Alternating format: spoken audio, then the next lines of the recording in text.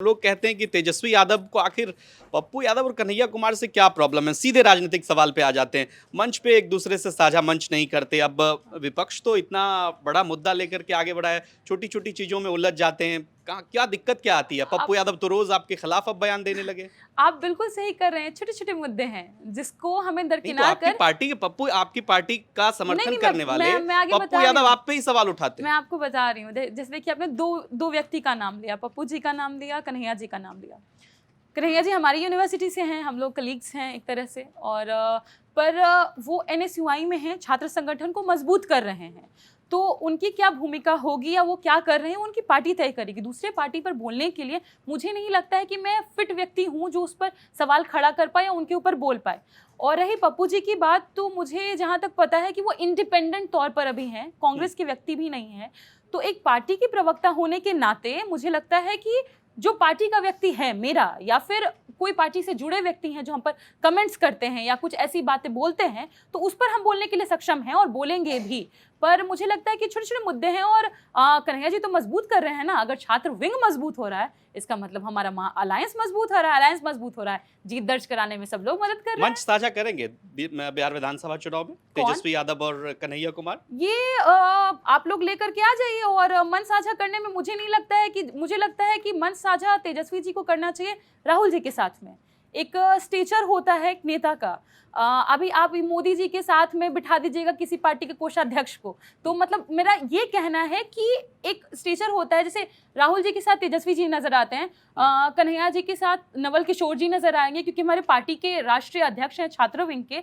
तो सबकी अपनी अपनी एक भूमिका है और सब हमको लगता है कि एक बहुत बड़ा रोल अदा कर रहे हैं, क्योंकि छात्र हो, युवा विंग हो या बाकी बाकी अलग अलग विंग हो, किसान प्रकोष्ठ हो, सबके लोग बहुत मजबूत करते हैं पार्टी को। आप उनको कम क्यों आंक रहे हैं? एनएसयूआई के वो तो सबसे बड़े पद पे हैं। अगर मंच साझा कर ले तो क्या दिक्कत है इसमें? मतलब खुल के बोलना चाहिए। तो आप नवल किशोर जी को कम क्यों आंक रहे हैं? वो भी तो उसी पद पर बैठे हुए हैं, आरजेडी से है। आप उनको क्यों कम आंक रहे हैं, ये मुझे बताइए। क्योंकि वो भी तो छात्र संगठन का हमारे नेशनल राष्ट्रीय अध्यक्ष है। आप उनको कम क्यों आंके? ठीक है, चलिए एक और सवाल। चूंकि राजनीतिक परिवार से जब भी कोई ऐसी खबरें आती है, पारिवारिक मामला भी सार्वजनिक प्लेटफॉर्म पर आ जाता है। तेज प्रताप यादव को लेकर के लगातार सवाल उठे। अब देखिए उन्होंने कैंडिडेट का भी ऐलान कर दिया। आपको नहीं लगता कि इससे परिवार की छवि को अलग रख देते हैं, उस पर नहीं बात करते हैं? राजनीतिक दृष्टिकोण से भी अगर आप देखें तो आरजेडी की छवि को डेंट हो जाएगा। मुझे नहीं लगता, क्योंकि बिहार में लालू जी का कहा गया एक एक बात पत्थर का लकीर होता है उनके चाहने वालों वो के कह लिए। रहे हैं कि लालू जी के विचार को लेकर हम ही आगे बढ़ रहे हैं। पर लालू जी ने क्या कहा वो मैटर करता है ना। तेज प्रताप जी पहले आए कि लालू जी पहले? और लालू जी पिता है, तेज प्रताप जी भी कहते हैं कि हम पिता के दिखाए गए रास्ते पर चलेंगे। और लालू जी ने भी कहा कि हम उनको परिवार से और पार्टी से निष्कासित किए। तो पार्टी और परिवार से निष्कासन का मतलब होता है किसी तरह का इंटरफेरेंस ना होना। तो अब तेज प्रताप जी भी जो भी कर रहे हैं उसके लिए वो इंडिपेंडेंट हैं, वो कर सकते हैं। पर हमारी पार्टी में उनकी अभी कोई भूमिका फिलहाल नहीं है। और मुझे लगता है कि तेज प्रताप जी का अलग होना या पार्टी बनाना ये सिर्फ उनका कार्य क्षेत्र है, वो करने के लिए स्वतंत्र हैं। और पार्टी जो अपना काम कर रही है, तेजस्वी जी जो अपना काम कर रहे हैं, वो पार्टी को मजबूती करने के लिए कर रहे हैं और वो इम्पोर्टेंट है। ठीक है, चलिए बिहार की जब भी बात होती है, चुनाव है, पॉलिटिक्स एक शब्द जो है, नया टर्मिनोलॉजी, वो खूब चर्चा में आ जाता है। नीतीश कुमार के साथ आपकी पार्टी के रिश्ते नरम गरम दोनों रहे। नीतीश कुमार, कहा यह जाता है, सोशल मीडिया पर लोग लिखते हैं कि राजनीति में रहस्यवाद के सबसे बड़े एग्जाम्पल हैं।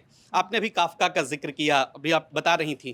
काफका की एक मशहूर पंक्ति है कि आप कमरे में बैठे रहिए, शांति से सुनते रहिए, लोग आपके पास चले आएंगे और आप मशहूर हो जाएंगे। सबसे बड़ा सवाल यह है कि नीतीश जी की कुर्सी तो स्थिर है, बार बार घूम करके भाजपा उनके पास चली जाती है या आरजेडी उसके पास चली? यहाँ डिसएग्री करूंगी कि हम नहीं गए थे। जो 17 महीने की हमारी सरकार बनी, हम नहीं गए थे। नीतीश जी को कहीं से खबर मिली कि भाजपा उनकी पार्टी तोड़ सकती है या उनको कहीं से हैम्पर हो सकता है, वो खुद आए। आपको याद होगा वो सारे पिक्चर्स जो आ रहे थे सेलिब्रेशन के समय में, तो नीतीश जी खुद आए थे, उन्होंने बताया। और नीतीश जी जब आए तो तेजस्वी जी तैयार हुए इस शर्त पर कि बिहार को एक हमें समय मिला था कि 17 जो भी टाइम पीरियड था हम खुद को प्रूव कर सकते थे और हम खुद बिहार के लिए कुछ बेहतर कर सकते थे। खींचातान की सरकार नहीं होती, कहते हैं ना कि एक समन्वय वाली सरकार होती, असमंजस की कोई स्थिति नहीं होती। तो हमको मौका मिला और हमने वो किया, क्योंकि 2020 के विधानसभा चुनाव में भी जब तेजस्वी जी गए चुनाव में रणभूमि में, एक तरीके से पॉलिटिकल रणभूमि में, तो जब उन्होंने 10 लाख सरकारी नौकरी के वादे किए, सबने बहुत मौक किया, सबने बहुत मजाक बनाया, प्रधानमंत्री जी ने भी बनाया, सबने बनाया। लेकिन जिस समय 17 महीना मिला, करके दिखा दिए। 5 लाख सरकारी नौकरी ही नहीं दिए, 3 लाख प्रक्रियाधीन भी थी। और जिस समय में आपको याद होगा विधानसभा का वो इंटरेस्टिंग समय, जिस समय में नीतीश जी एक तरफ थे, तेजस्वी जी एक तरफ थे, और वो डिस्कशन चल रहा था। तेजस्वी जी ने बोला कि हमारे बीच तो सब कुछ ठीक था, आप अचानक से ऐसे रूठ क्यों गए। तो तेजस्वी जी उस समय एक और बात कहते हैं कि स्वास्थ्य मंत्रालय में भी फाइलें बहुत सारे आगे थी, पर वो करवाई नहीं जा रही थी। इसका मतलब और तरक्की हो सकती थी और डेवलपमेंट हो सकता था, पर उसको एक ब्रेक मिल गया। लेकिन हाँ, बस यही कहूँगी कि नीतीश जी के साथ जैसे भी रिश्ते रहे, लेकिन तेजस्वी जी ने हमेशा संस्कारों का प्रदर्शन किया है, कभी भी खराब भाषा इस्तेमाल नहीं की है नीतीश जी के लिए, और ना हम लोग करते हैं। और हमें भी यही हिदायत है, कभी ना करें, हम करेंगे भी नहीं, क्योंकि बैकवर्ड तबके से आते हैं वो व्यक्ति। और किसी न किसी तरीके से, मतलब मुझे लगता है कि सभी व्यक्ति का समाज में कुछ ना कुछ योगदान होता है। जिस समय में वो भाजपा के साथ नहीं थे, नीतीश जी खास तौर पर, सभी लोग तो जनता दल में ही थे ना, सभी लोग देश के लिए कुछ ना कुछ कर रहे थे। तो हमें लगता है कि कभी भी यही एक लाइन जो है ना, यही एक लाइन है, एक दरवाजा खोलता। चूंकि लालू प्रसाद जब भी 3-4 महीने में अपना बयान देते हैं, उनसे पत्रकार सवाल पूछते हैं कि नीतीश जी के लिए दरवाजा खुला है क्या, वो कहते हैं सबके लिए खुला है। दूसरी तरफ तेजस्वी जी मना करते हैं। तो नीतीश कुमार के लिए एक सॉफ्ट कॉर्नर आरजेडी में हमेशा से क्यों रहता है? इस बात को लेकर के कोई स्पष्टीकरण आरजेडी की तरफ से नहीं आता। एक तरफ लालू प्रसाद कहते हैं कि दरवाजा खुला है, दूसरी तरफ उनके आप ही के विधायक भाई वीरेंद्र कहते हैं कि आ जाना चाहिए। सामाजिक न्याय की राजनीति करते हैं नीतीश कुमार, वो गलत दिशा में है, इस तरफ आ जाना चाहिए। दूसरी तरफ तेजस्वी कहते हैं अब दरवाजा बंद हो गया।